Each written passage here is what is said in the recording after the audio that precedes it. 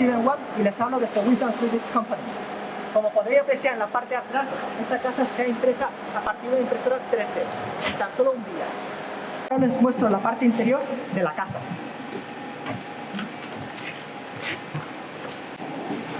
Como podemos ver, este macetero se ha impreso directamente con la pared, de una sola vez, donde podemos apreciar el patrón de la impresión 3D.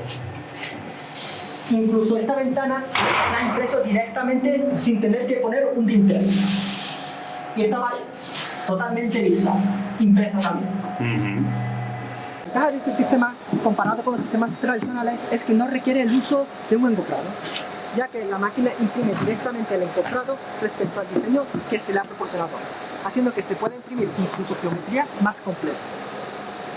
Esto genera también otras ventajas, como por ejemplo el ahorro en el tiempo de fabricación, ya que no se requiere la fabricación ni el desmontaje del encofrado. Del mismo modo, también se ahorra en el coste de mano de obra. Además, también se ahorra en materiales, reduciendo el desperdicio de material casi a cero. Todo el material que se requiere es la que sale de la botella, haciendo que sea más amigable con el entorno ambiental.